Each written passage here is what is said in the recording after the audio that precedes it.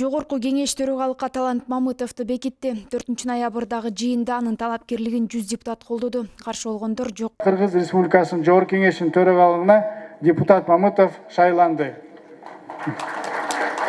Протоколду добушка салып койсоңуз. Урматтуу депутаттар, комиссиянын төрагасы жыйынтыкта айтты. Протокол добушка коем, добуш бериңиздер. Макул, каршы, жок. Жыйында Республиката журт фракциясынан төрагалыкка талапкер катары сунушталган Талант Мамытов жөрөлгө кылып мурдагы спикер Дастан Жумабеков менен Канат Исаевге чепкен жаап калпак кийгизип сөз сүйлөдү. Мен ойлойм, Дастан Ашыкбековичтин да эмгеги эл үчүн зор. Аны баарыбыздын кылган эмгегибизди тарых тастыктайт. Ошондуктан Дастан Ашыкбекович, келсеңиз, сизге дагы салтты аткарып койсок.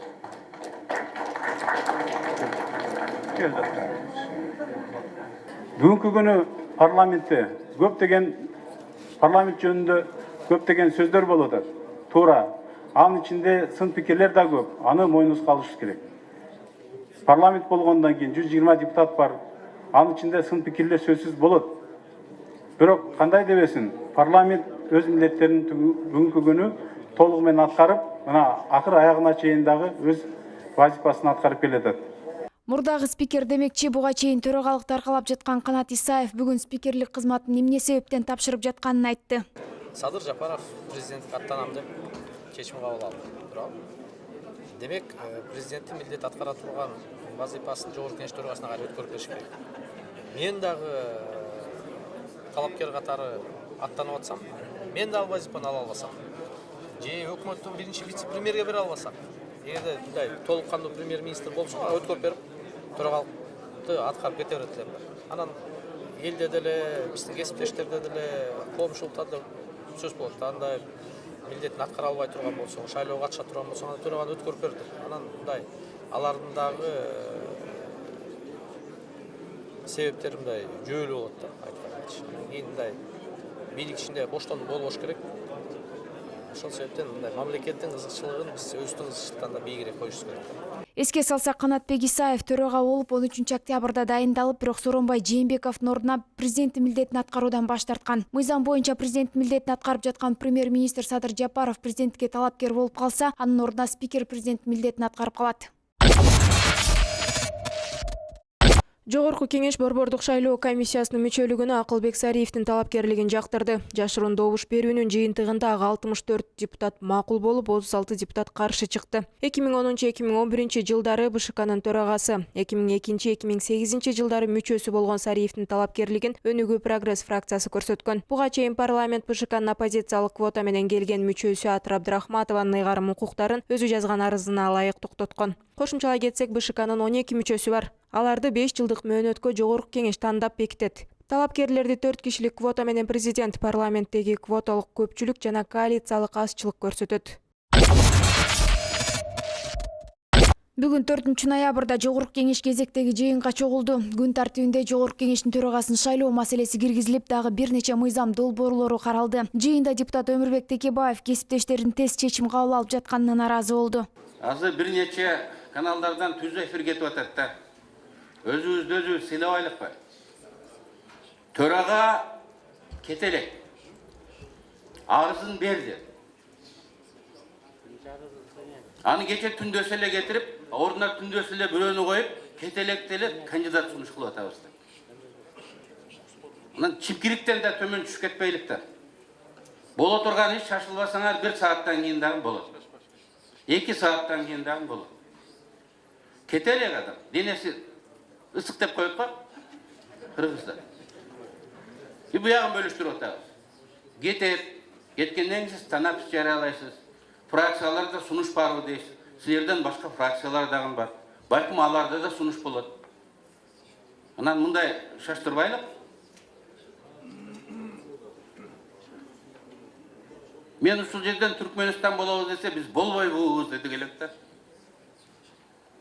Космический скорость менен кетип атабыз го. Жогорку кеңештин депутаты Зарылбек Рысалиев парламентте төраганы шайлоо боюнча жарыш сөздө сөз сүйлөп, буга чейин шайлоого аттанган Кыргызстан, Биримдик Мекеним Кыргызстан партияларынын эсебинен жаңы ак үйдү салдырып алууну сунуштады. Мен бул Кожоек Жаншыбековичтин сөзүнө жооп катары сиз бир түшүндүрмө киргизип койсом, мен досум Kocabek Жайшыбекович мага тарым айтты элем. Биз ак үйдү өрттөгөндөрдү издеп, ошолорду жазалайлы деп атабыз. Алар көчөдөгү балдар. Алар эчтекеси жок балдар. Ошолорго эмне себеп болду эле? Ошо себепчи болгон немен нерселер кимдер экенин биз баарыбыз билебиз да. Алар 3 партия. Кыргызстан партиясы Талант Турдумамбетович баратат. Мекенин Кыргызстан партиясы, Биримдик партиясы. Ошол 3 партиядан депутатка баргандар, ошолорго катышкандардын баарын алып туруп, ошолордун эсебинен жанагы ак үй деген үй өрттөндү. Ошолордун эсебинен бир жаңы ак үй салдырып албайлыбы? Кандай дейсиңер? Талант Турдумамбетович, сизге биринчи наказ ушул. Сиз калыстыгыңызды ушудан текшересиз. Ошол эле учурда КСДП фракциясынын депутаты Евгения Строкова Рысалиевдин бул сунушуна каршы чыкты. Мне стыдно за вас, вы аксакал, и постоянно с тапочками ходит он, а? То белые, то черные, то красные. Как не стыдно говорить? Вы вот просто вот, я не знаю, мне, например, не стыдно то, что я в Беремдыке была.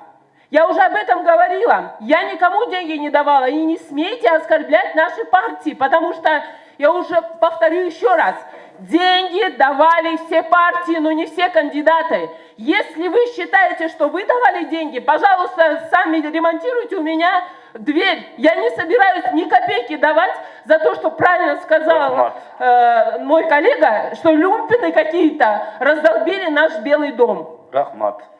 Ал эми жаңы шайланган төрага Талант Мамытов ак үйдү курчаган темир тосмону алып салуу сунушун айтты. Экинчиден, жана ушул жерден дагы бир жакшы суроо берилди. Талаш тартыш маселе болуп атат. Бири эл туура деп атат, бири эл эмес, анча-мынча хулигандар деп ар кандай пикирлер айтылып атат да. Мен бир нерсени айтат элем да. Бул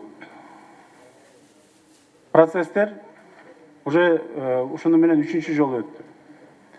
Коргонгон сайын эл мындайча айтканда туура эмес жүрөт. Коргонгон сайын бизди ошол забор сактап калганыбыз жок. Сактабайт дагы. Менимче бүгүн ошол процессте кече күнү Садыр Нуркожоевич менен чогуу отурганда Садыр Нуркожоевич бир сөзүн айтты. Ошол ак үйдүн заборун алып ташташ керек депчи. Мен ошол идеяны колдойм, урматтуу депутаттар.